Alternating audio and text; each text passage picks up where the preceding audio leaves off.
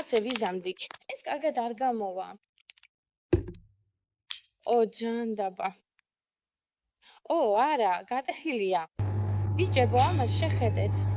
ახლა საქართველოში ვარ და უკვე 3 წელია აქ ვცხოვრობ. მითხარით, რატო შევიხედე საყინულეში და იქ ეს ყინულის ჭიქები ქონდათ? იცით სად აქვთ ეს? ეს კორეაში აქვთ. ვიფიქრე, ხო? როცა კორეაში ვცხოვრობდი, ამ ყინულის ჭიქებს ყიდულობდი. ისინი დაახლოებით 1-2, ანუ 1000 მონადღის და შემდეგ უბრალოდ ვიღებდი რომელიმე წვენს ან ყავას, ვასხამდი წვენს ყინულის ჭიქაში, ვიღებდი საწოვარს და ვურევდი. მე უკვე გაგშენი პატარა ასე ვთქვათ ყინულიანი სასმელი. ეს ძალიან მაგარია. კარგი, ჰანა. მოკლედ ვიყიდე ეს ჭიქა. ეს ის იყო, რომ საწოვარი არ ავიღე, რაც ცოტა ცუდია. მგონი არც ქონდათ. მაგრამ რასაც გააკეთებ, თავისთავად გასაგებია. იღებ შენს ყინულს.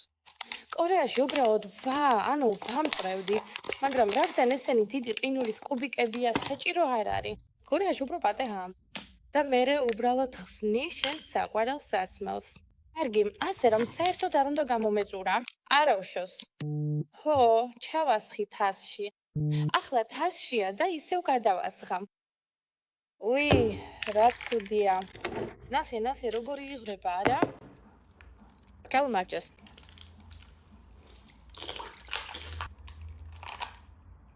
ნახე, რამდენი წვენი დარჩა. უბრალოდ ასე უნდა დავლეო.